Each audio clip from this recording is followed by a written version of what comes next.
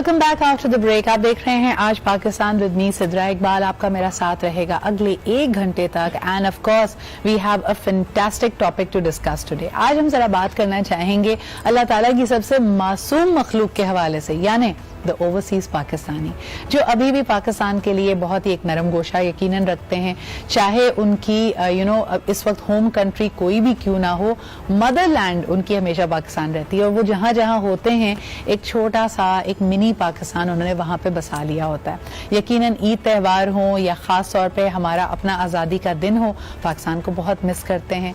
अब जरा फासले कम कर दिए हैं जूम और स्काइप ने, लेकिन फिर भी भाई अपना मुल्क ही होता है। और जब वो यहाँ आते हैं तो उनका कुछ पिक्यूलियर ही अंदाज होता है।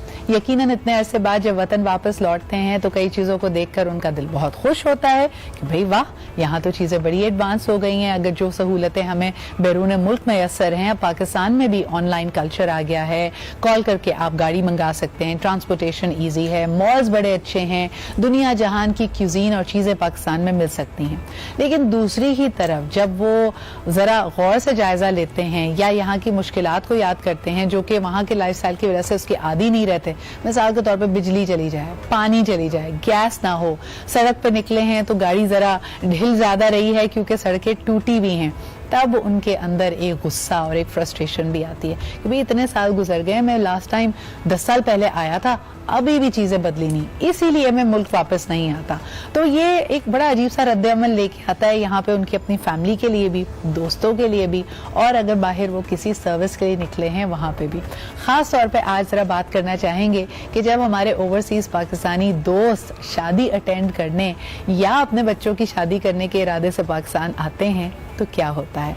आज हमारे साथ जो 2 खवातीन पहले पैनल में मौजूद हैं वो बड़ा क्लोजली इन लोगों को मॉनिटर करती हैं। एक का ताल्लुक जी ब्यूटी बिजनेस से है, सो ऑफ कोर्स जिस तरह हमारे यहाँ जो लोकली रेजिडेंट दुल्हनें हैं वो तैयार होने आ रही हैं, उसी तरह बड़ा ही ट्रस्टवर्दी डिसीजन लेती हैं जो ओवरसीज विजिटिंग गेस्ट या दुल्हन होती है जो फिर यहाँ पे आके लोगों की रिकमेंडेशन पे कोई सैलून सेलेक्ट करती है अपने बिग डे के लिए। इनके क्या क्या रिक्वायरमेंट्स होती हैं, क्या पैटर्न्स होते हैं, क्या अजीब अंदाज होते हैं, उस पर जरा बात करेंगे। हमारे साथ मौजूद हैं Syeda Sara. Thank you so much Sara for being here.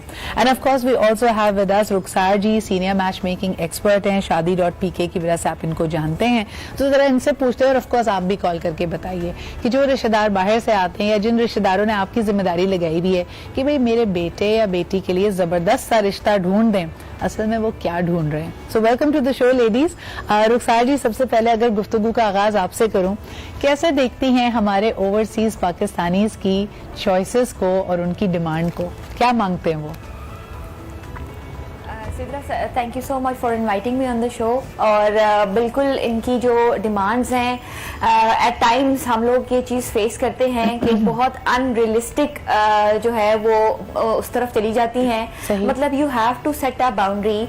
आप ठीक है, आप एट द सेम टाइम आपको बहू भी पाकिस्तान से चाहिए और उसके अंदर आपको सारे कल्चरल वैल्यूज भी चाहिए, उसके अंदर आपको तमाम नॉर्म्स भी चाहिए, लेकिन एट द सेम टाइम आप थोड़ी बहुत फ्लेक्सिबिलिटी अपनी ज़ात के अंदर जरूर रखें। सही सही। अच्छा, इसमें रुखसार हम वापस आपसे कनेक्ट करते हैं। मुझे ये बताइएगा कि जब रिश्ते पोस्ट किए जाते हैं बहुत सारे ऑनलाइन पोर्टल्स पे, जैसे शादी.pk भी है, तो देखा ये गया है कि जो बाहर के रिश्ते होते हैं, यानी जो ओवरसीज पाकिस्तानीज के रिश्ते हैं, उस पे इंटरेस्ट बड़ा ज्यादा आता है। यानी लोग चाहते भी हैं कि उनके बच्चे शादी होके बाहर चले जाएं। ये क्या मामला है? बस वो देखें, बस वो ये एक फैक्टर है। मुझे ये seriously I always fail to understand this phenomena. मतलब जिस ने मेहनत करनी है, जिसने कुछ बनना है, कुछ बन के दिखाना है, वो उसने पाकिस्तान में भी बन के दिखा देना है। उनको ये है कि जी करेंसी की वैल्यू ज्यादा है, गॉड नोज वहां पे दरख्तों पे पैसे लगे हुए हैं या क्या है, बस मेरा बेटा, उसको बाहर की बहू मिल जाएगी तो उसकी लाइफ एक सीधे ट्रैक पे आ जाएगी, वो वहां जाते ही डॉलर्स छापना शुरू कर देगा और इस तरह का ये जो मिसकंसेप्शंस हैं, बिलीव यू मी, जो क्लाइंट्स हमारे ओवरसीज ऑलरेडी हैं, जिनको पाकिस्तान से रिश्ते चाहिए होते हैं, जिनको पाकिस्तान से ये सारा उनको वो अपील कर रहा होता है, दे आर लाइक मिस, आप अंदाजा भी नहीं लगा सकती कि हम यहाँ पर कितनी हार्डशिप्स में हैं और कितनी ही हम लोगों को यहाँ पर डिफिकल्टीज और वो सारा कुछ देखना पड़ता है और कितने टफ टाइमिंग्स होते हैं उन लोगों के, we can not even begin to imagine that. बिल्कुल। अच्छा, ये चीजें बड़ी जहन में रखने वाली हैं, खास तौर पर लड़कियों के लिए जो एक फैंटेसी। हमने सारों ने यश चोपड़ा की मूवीज देख देख के ना Exactly. सारा हमने एक वैन में ना स्विट्जरलैंड का ख्वाब सजाया जहां हमने शिफॉन की साड़ी पहन के घूमना है। असल में यूरोप ऐसा नहीं, बर्फ पे खड़े होके। तो बर्फ पे खड़े होके आप शिफॉन की साड़ी नहीं पहन सकते। सारा जो लड़कियां जिनकी शादी होके बाहर जा रही होती हैं वो एक अजीब ही रौनक चेहरे पे आपको बता रही होती है, मैं तो शादी के बाद लंदन चले जाना है, अमेरिका चले जाना है, यूरोप चले जाना है। आपको लगता है आप उनको बताना चाहती है कि बेटा अभी पता चलेगा जब जाओगी? देखिए, मैं खुद पर्सनली एक्सपीरियंस कर चुकी हूँ। मैं तो लिटरली सबको बताती हूँ कि this is not the real life. जो तुम्हें एक पिक्चर दिखाई जा रही है, but once you are there, वहाँ पे सारी चीजें जो हमारे अल्हम्दुलिल्लाह पाकिस्तान के अंदर सबसे बड़ी फैसिलिटी, एक तो हमें सपोर्ट सिस्टम बहुत स्ट्रांग है हमारे यहाँ। सपोर्ट सिस्टम मीन्स आपके पेरेंट्स, आपके इन लॉज में भी जो आपके mother in law, father in law होते हैं। देन उसके बाद हमारे जो मतलब हाउस हेल्प होती है वो हमारे लिए एक बहुत बड़ी हेल्प होती है। उसके साथ हम बहुत सारी चीजें अचीव कर लेते हैं। बट वहाँ का सिनेरियो ये होता है कि you have to do everything on your own. नहीं, और माशाल्लाह देखें जो अभी रुखसार बात कर रही थी कि भाई जो बहू को भी लेके जा रहे हैं ना, उसको ये ना समझें कि पाकिस्तान से नौकरानी ले आए हैं आप। Exactly. यानी आपने पिछले 10 साल जब आपके घर में निहारी बनती थी तो आप कोने के स्टोर से पीटा ब्रेड टोस्टर में डाल के उसको आराम से खा लेते थे। लेकिन अब जब से बहू आई है तो बेचारी से एक्सपेक्टेशन है कि वो गरम गरम तवे से उतरी हुई रोटी आपको खिलाए। ये क्या मांग असली फ्लेवर वाली चाहिए उनको। असली फ्लेवर आनी चाहिए। ये बड़ी अहम चीजें। एक कॉलर हमारे साथ है, जरा उनकी बात सुनते हैं। हेलो, अस्सलाम वालेकुम। वालेकुम सलाम। जी, कौन सा आप कहाँ से बात कर रहे हैं? मैं फैयाज आलम कराची से बात कर रहा हूँ। जी सर, क्या कहेंगे? मैं कहना चाहूंगा जब मैं कतर में रहा हूँ तकरीबन 8 साल, तो वहाँ जब मैं कराची शिफ्ट हुआ, पाकिस्तान में आया, जी, तो मुझे ट्रांसपोर्टेशन में बड़ा मसला हुआ।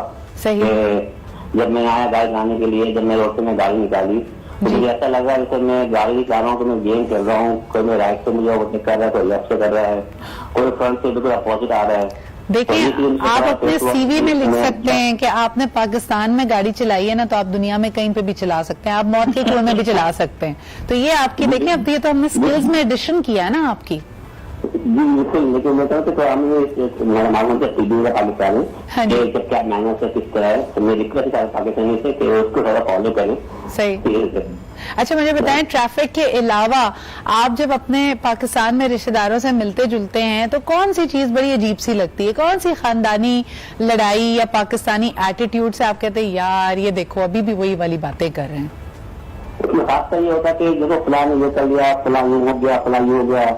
जब मैं और मेरी फैमिली यहाँ कतर में थे तो हमें किसी बात की परवाह नहीं होती थी, बच्चे बड़ा इजी फील करते थे, देखने बड़ी इजी फील करती थी। मतलब कि कोई कंपटीशन नहीं है किसी हवाले से कि कोई वो खा रहा है, कोई ये कर रहा है, कोई वो उसमें कुछ ये किया हुआ है।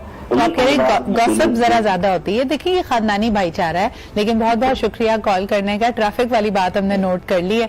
सारा मुझे बताएं, जो ओवरसीज हमारी बच्ची होती है जिसकी माशाल्लाह बिग डे के लिए सैलून आती है, क्या डिफरेंस आपने देखा है? ओवरसीज दुल्हन जब तैयार हो रही होती है तो उसके कंसर्न्स क्या होते हैं, किस चीज पे वो ज्यादा पर्टिकुलर होती है, कुछ बताएं हमें जरा। राइट, सिंस हमारे पास सोशल मीडिया कल्चर की वजह से जो बाहर बैठा हुआ भी क्लाइंट है ओवरसीज पाकिस्तानी भी, दे आर वेरी अवेयर। उन्होंने सारी चीजें स्टॉक की हुई होती हैं, सारी चीजें उसमें प्राइसिंग भी आ जाती है, ब्रांड्स भी आ जाती हैं, सारी चीजें आ जाती हैं। They are very aware already. जब वो बुकिंग करा रही होती है उनको पता होता है। हमारे पास बहुत सारे लोग जो है, जो हमारा क्लाइंटेल है वो ओवरसीज पाकिस्तानीज हैं, जिसमें Canada, America, UK, US, specially Dubai, तो यूएई, तो उसके अंदर उधर उन्हें सारी चीजें पूरी अपनी वर्किंग की हुई होती है और हमसे वो ऑनलाइन ही कोऑर्डिनेशन कर रही होती हैं कि this is our event details और ये सारी चीजें हैं। और हमें इस तरह के लोग चाहिए, पूरी कोऑर्डिनेशन उन्हें ऑलरेडी कर चुकी होती है once before they are booking.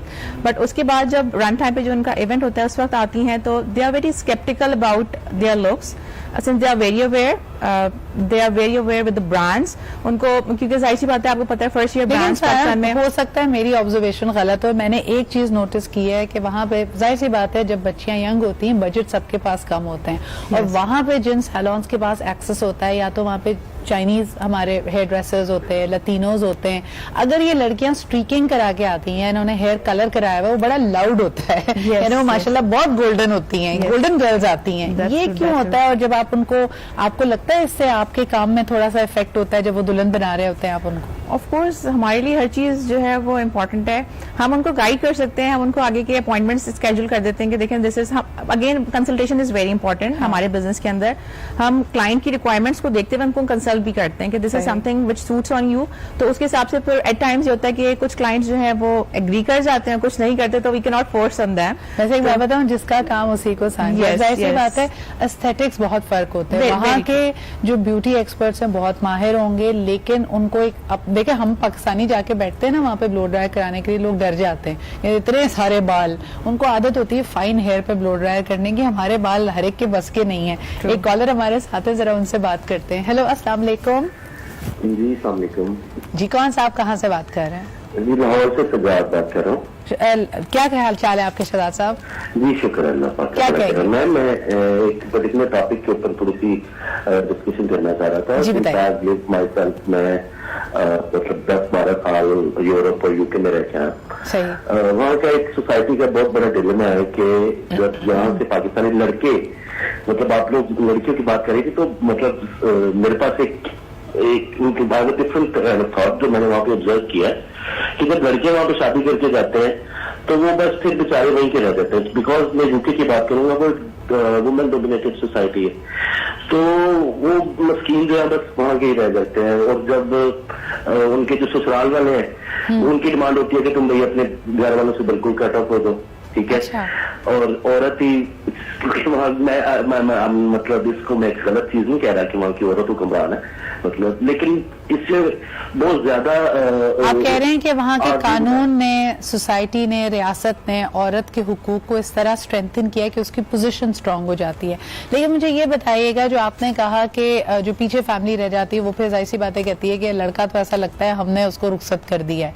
तो दूसरा मामला ये भी देखने में आया है कि यूरोप हो, यूके हो, अमरीका हो, बहुत सारे पाकिस्तानी नौजवान जब वहां पे जाते हैं तो कोई उनको बता देता है कि भाई नेचुरलाइज होने का यही तरीका है कि वहां किसी गोरी मेम से या किसी ऐसी देसी से जिसके पास नेशनैलिटी हो शादी कर लो ताकि तुम्हारा स्टेटस भी परमानेंट हो जाए। मैं एक ब्रेक पे जा रही हूँ, रुखसार साहिबा से वापस आके बात करेंगे कि कई ऐसे रिश्ते, यानी फैमिली बड़े धड़ल्ले से कहते हैं कि वो तो जी शादी की थी उसने वहां का पासपोर्ट लेने के लिए, लेकिन उसकी कोई हैसियत नहीं है, आप हमें कोई यहाँ का रिश्ता दिखाएं, तब इन्हें क्या करना पड़ता है। इस पे बात करेंगे जी एक छोटे से ब्रेक के बाद।